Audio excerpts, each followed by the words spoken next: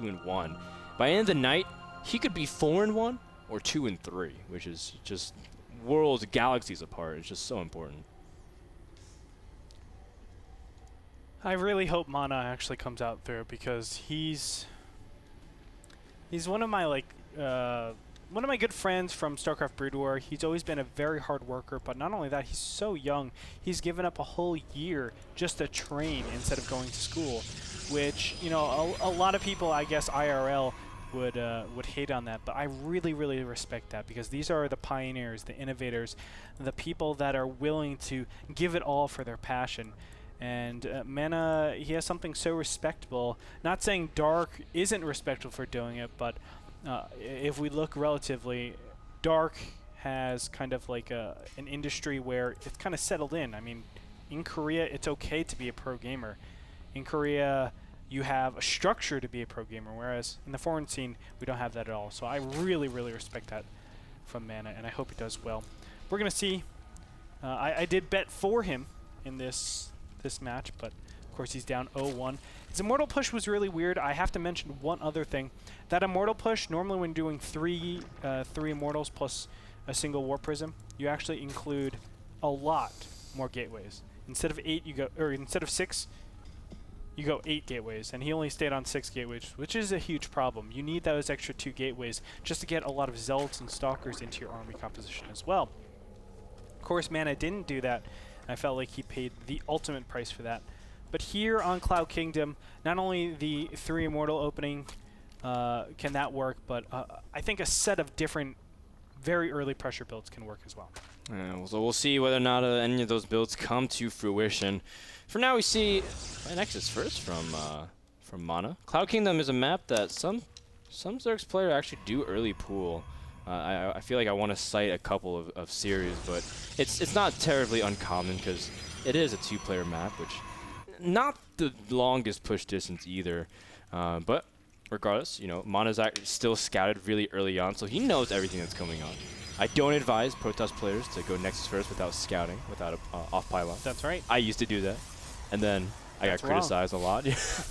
Todd, Rotterdam looked over my back one day and was like, "Really, you're going Nexus first without scouting?" And I looked at him and said, "YOLO," as 6 Zerglings entered my base. And I'm like, "Oh my god, this race, I can't beat it!" And then I'm like, "No, I should just not be so greedy." Yeah, and a lot of people will be like, well, what if Dark actually won a lot of Zerglings? This cannon isn't nearly ready. That's okay. I mean, what he can do is actually stick probes in here. That'll buy him a little bit of time, but most importantly, he can stick another pylon or even gateway directly over here. And if his opponent overmakes those units, then Mana can actually make like a secondary wall right here, which that needs to be broken down. And then the cannon would have been coming up in time so that he would be fine. So no worries over there. Mana has a very, very strong build set out, and you don't have to question it at all. But again, we have a very early 3rd base coming out from Dark. I feel like he's going to do another Stefano-style type play. And Mana, let's go ahead and check what he does, because that's going to be the most important. We haven't really seen a deviation from him yet in this game, but we have seen kind of an interesting Cybernetics Core placement. I love this Cybernetics Core placement, actually, because a lot of players actually choose to put it right here inside of some sort of Overlord range. Even right here, I've seen that. And you want to actually get it away from your opponent's Overlord sight as much as possible, so if you do Chrono Boost that Cybernetics Core, you know, your players won't anticipate that. Your opponents won't anticipate that, rather. Mana is gearing up like he's going to set up very early tech once again by the way he's positioning his probe. And it's an early Stargate. So Stargate on Cloud Kingdom is not necessarily that bad, because a lot of people would be like, well, you know, isn't it really easy to kind of protect the 3rd relative to everything else? I think what's really cool about Stargate is you eliminate the early scouts that Zerg always has on you. Like, one of the most frustrating things to deal with any Zerg is always this Overlord at the natural, because you can always see when they move out. And I feel like even reading that kind of information can always, you know, lead to good fakes. Whether or not you want to go for a 2-base follow-up with Robo after Stargate, or you go for a quick expand. We've seen like people go 4 Phoenixes, take a quick 3rd. So I think that kind of stuff is really good for the mind games. That's why Stargate is, in my opinion, very safe on this map. What do you think, Andre? No, I was just about to completely agree with you, and especially I want to look at this. I mean, the distance between the natural and the third base, walking distance, is actually quite far. That's why a lot of creep spread has actually been implemented to try to connect as fast as possible. But even when you connect it, now you have this region over here and this region over here. And remember, there's very limited amounts of creep tumors that you can use, so it's really important to note that. Oh my gosh, so unfortunate. If you didn't actually see that, you can see supply cap. There was a chrono boost on the Stargate, but he was supply blocked. So I think he killed like a... Kill a probe! Probe, yeah. Did he do it? Oh, he did. He I was just joking in my mind. I'm like, yeah, he should just kill a probe. And he does. He does, man. Yeah. Okay, so this Phoenix opening is actually a little bit tricky, I think, because at this point, Dark should be realizing that, hey, it's a Phoenix first. It's probably going to be mass Phoenixes in the beginning. Like 4 Phoenixes, a lot of players do that. Or even see just 1 Phoenix, and then they realize, oh, my opponent's actually going to take some sort of all-in gateway build or something like that. So I feel like, oh, don't show this Void Ray. What Mana is probably preparing right now, if he actually hides this Void Ray, is just a ton of Void Rays and gateway pressure. Oh, hide the... No, never mind. No, it doesn't. Yeah, you just like you said, you don't want to show it unless you have to. Sure, he knows Phoenixes are out, but does he know the Void Ray is there? Yes, he does. That one Zergling really able to get it. Oh, that second Zergling clearly didn't get the first message. The first Zergling's like, yes, there's Voiders out in the field, and second Zergling's like, are you sure? Are you sure? Goes in and checks. Yep. Yep, there it is. He's like his dying words. It's like, I knew it. I should have listened. Just to let you guys know, there is a build that actually does one Phoenix, not a Void Ray, but 1 Phoenix, and then you do mass like 8 gate pressure directly after that. Because your opponents normally prepare for the Phoenix or Stargate play, and then all of a sudden there's a ton, like literally a ton of gateway units, and you're just not prepared because you make queens this whole time and spore crawlers. Mana not going to do that. Look at how greedy he's been, taking such an early third base, but more importantly, teching up to Robo while this is happening. So he goes Stargate, Nexus, and a Robo, and he's still able to defend it somehow. Beautifully done, but really Dark hasn't committed to this too much. But what I'm scared for is the fact that Infestation Pit is up so early. Even Spire Tech is very prevalent or can be used. So I feel like Mana has to defend against a wide range of builds, and that's really scary if I'm in Mana shoes, because you have to be prioritizing Blink and Colossus at the same time. That means somewhere or another your army is suffering. Well, he does know Infestators are coming. At least he saw the Infestation Pit. Oh, yeah, you're right. He did. He had an observer moving around. And he also, the Phoenixes, that's what they're really good for, getting that early scout. Will Mana be prepared for the early pressure? Oh, no, the force fields didn't go up. Mana responding a little bit late, and as a result, some of the sentries will die, or maybe all the sentries, if the Roaches are able to get in position. But I guess those early sentry trades are very nice, because you just trade Roaches and Zerglings for an ability for Mana to push mid-game. 6 Infestors now on the way, as well as 15 drones. Wow, Dark is so confident in his ability to play heavy macro. And I guess because last game, comparatively, he tried forcing a lot of pressure on the third. This game, he just says, I'm going to scale back on the third because, first of all, you control the map a lot better. And second of all, I'm taking my fourth way earlier than last game. Remember how late it was? And he was able to, he delayed Hive Tech so significantly. Now he's playing way more standard. He's getting Aspire much earlier in terms of his timing, since Festers are out onto the field in good number. So I think Dark's position is still just as good as it was last game, even though the timings are way different. That's right. And look at this, Mana actually reading. Oh, I know you're reacting to this Colossus. I know you're not actually putting on pressure. Because I have 2 Colossus, I'm pretty well defended. Yeah. And he's saying, I'm going to take a fourth from my own. Now, nice little probe snipe off right there, but I feel like Mana is going to go ahead and take a fourth pace. There's nothing really stopping him from... Yeah, I wouldn't be surprised. Oh, okay, he's waiting for extended thermal land. That's why he hasn't taken it right away. I was wondering, why is he waiting so very long? But I mean, now also he's supply block. He's putting in 4 more pylons, trying to go for a massive warp in. Mana does have the key components to a strong push. He's gonna have Blink, Thermal Lance.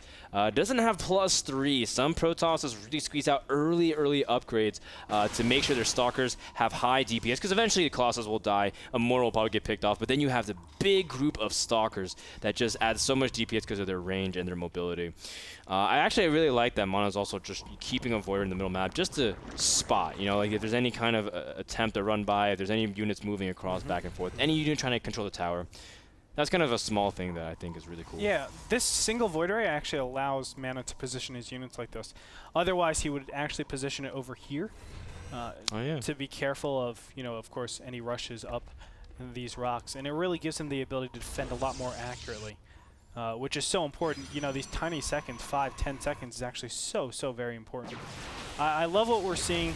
Mana actually sees, wow, that's a lot of spine crawlers, even spore crawlers are over there. That's a lot of spine crawlers. Let's go ahead and not attack into that. And he's actually going to attack directly into the natural. Unfortunately for him, he doesn't realize that.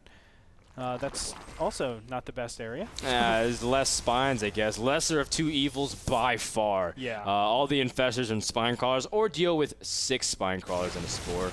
The answer's pretty clear, although Mana's jamming himself up the ramp. It's a very dangerous place because one fungal can just lights out your sentry. So Mana being very meticulous in how he's controlling these units. How will the engagement pan out? Will the Infestors get the Fungals down? But the Infested Terrans, of course, it's Slayer's Dark we're talking about. And the Fungals locks down the army. Mana's Colossus count is dropping very quickly without even able to adding damage. And just like that, the Stalker count dwindles.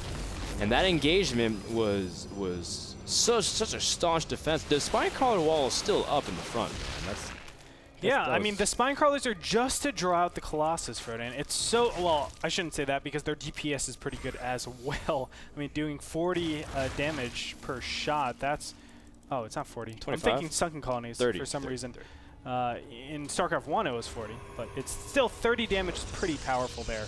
And when you're dealing 30 damage to things like Colossus or even Stalkers, more likely Stalkers, I don't know why I say Colossus, then you're looking pretty nice in that position. And Dark, going off that nice little advantage, he's just going to make 6 Broodlords and, or excuse me, 9 Broodlords, and just tech up to that Hive tech where it really starts to take control of the game. Yeah, when you get Broodlords out, the cliffs on Cloud Kingdom does help you a lot. Sure, Stalkers can kind of blink and get underneath it, but Broodlords are able to really get into a nice position as long as you don't clump them. But Dark's been able to do a really good job spreading them out, making sure they don't cluster together and jumble up for one juicy vortex. A blink forward from Mana just to snipe some roaches, but I mean, Dark's trying to trade out some supplies slowly here and there. That's something he's been really good. I've been playing a lot of late game Zerg Drain, just these moments where I'm like, all right, let's trade. So I send in like my roaches here and there, and all of a sudden I realize I lost like 30, and I'm like, man, that's 60 supply. I'm like, oh, I think I shouldn't have traded like that. It's like that awkward moment in Settlers of Catan when you realize you gave way too much resources for that one wood. And you're like, oh man, I feel such ripped off. Not only that, you roll the dice. And so much and then you get the resources you needed the entire time because the number wasn't coming out. And then all of a sudden, like all the resources that you did trade, you need that like crazy. It's like the worst possible thing. Oh, I feel you, Frodan. Yeah. I feel you. That's my late game Zerg in a nutshell, bro. Really nice positioning so far by Dark. I mean, a lot of players actually don't know how to attack with this army. And that's because Cloud Kingdom, because it has multiple ways to actually get to your opponent's base, all these snaking S movements to get there, whether it be over on this side, through the middle, or even through the right-hand side. Because those counterattacks are so prevalent, a lot of these Zergs actually just start losing their 4th, their 5th, their 6th bases, and then they get into a position where it's a base trade. And all that needs to happen is like some money vortex, and you're able to actually come back into the game as Protoss. So what Dark has done is actually established control over here in this mid-right-hand position, and it makes it very rigid to actually use this line. And if Dark does this right, what he should do is actually come over here and start pushing across diagonally to the top left-hand corner. That'll really situate him to make sure he's not prone to any huge counterattack. Yeah, because I guess from there you can kind of anchor yourself to take out 2 bases, which Protoss really needs. We'll see how things actually pan out, but Mana's playing very nice zone defense for now. trying to wait for, you know, the typical late game composition, getting out Archons, getting out Storm, his mothership as well. Does Mana? I'm trying to think. Does Mana have an ability really? Does he have to just wait for Zerg to move forward, or can he even make a play? No, he can't make plays. It's impossible to. He's waiting for this mothership over here to get 200 energy. This is what PvZ endgame really comes down to. This mothership and how effective you can use that vortex, because confronting a mass Broodlord army just up front is not going to be too profitable as a Protoss. Like, it just will not absolutely make sense. Everything on ground gets just shredded to a mass Broodlord Broodlord army that's upgraded well. And it looks like Dark is already pushing out. He has a pretty respectable amount of Broodlords, 16. That's a ton. That's what, 64 supply? And there is one single Vortex, but what this tells me is that Vortex needs to be used on the Broodlords. So what you need to do is actually spread as best as possible, and obviously try not to get all your units Vortexed. But as I say that, that's also a very difficult thing to do, because you want your Infestors to be in the perfect place, you want your Overseers to be in the perfect place, etc. You want everything. You want everything to be in a perfect. You're place. a perfectionist. I am. When we play this game, and that's what it comes down to. In this kind of scenario, I don't want to necessarily say that it's kind of like a negative thing, but it's the first to kind of mess up. You know, it's like who can kind of get the neural off or the feedbacks off or the vortex off. It's who can force a mistake out of the opponent as well. There's different tactics you can do. You can scare the mothership with the corruptors and then use it to gain position, and vice versa. You can use it to bait the infestors forward and feedback, like what Mana's doing. He's also pushing the corruptors forward to the mothership. There's a vortex though on half the corruptors. Nicely done, trading mana from mana. You want to actually use those storms to eliminate as many of those infested Terrans as possible. But he does use the vortex defensively. He needs to actually get the mothership in a more advantageous position. But clearing all the corruptors, he needs to save the mothership, because there's no real. There's no real amount of energy on the infestors left to really protect it from the stalkers. So the stalkers are pushing forward. Mana able to clean up a lot of the Broodlords, but there's still a lot of them left. Attacking on the left side.